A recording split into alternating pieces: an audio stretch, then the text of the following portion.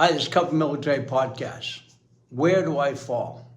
And the pieces of PTSD no one sees. That's what I want to talk about this morning.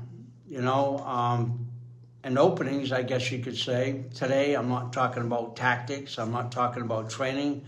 I'm talking about where do I fall?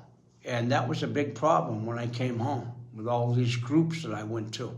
Core groups, there were 2 of them, PTSD groups, 17 rehabs, medication, EMDI, which is eye movement. Watching a Huey come in and land and feeling like I'm home and not at home at the same time, if you know what I mean. This is the stuff that they put us through at the VA. So let's segment 1, let's talk about the system. And I'm not talking about Washington. What I'm talking about, is people thinking PTSD is just bad dreams. They don't see the rooms, they don't see the folding chairs, the circles, the paperwork, the medication, the labels. Boy, they sure did like to do that. They like to put labels on us. The core group, we did a lot of eye movement, and we did, being analyzed and being told what category we fall in. And I think that was the worst part for us in these groups was, they were analyzing us all the time. Where do I fall? Am I broken? Am I dangerous? Am I just a veteran trying to come home? That was part of the movie of coming home with the Huey. I didn't quite understand that. They'd say, welcome home. So segment 2, the triggers. And there's a lot of those triggers. I had to stay away from those. So I'm going to slow this down a little bit. Like watching a movie and seeing a Huey come over the tree line.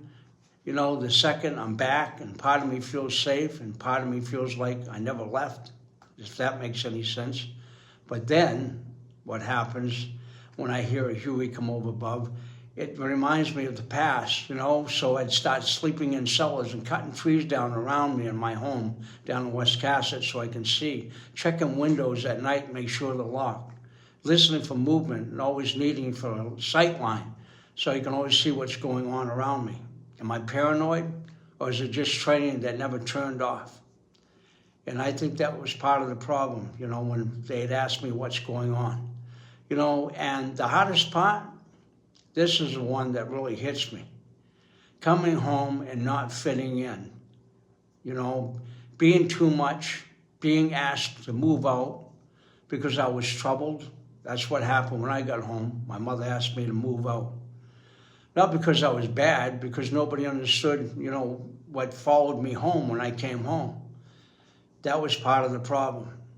And that was difficult for me. And, that's why I named it Where Do I Fall? Especially when I was asked to move out in the middle of the winter. Bring it back to the strength, a part of me that, keeps me going. I fall somewhere in between a warrior and being wounded, between an instructor and patience, between standing guard and, always needing a place to rest, but feeling uneasy. If you're listening and you fall somewhere in there like we do, you're not alone.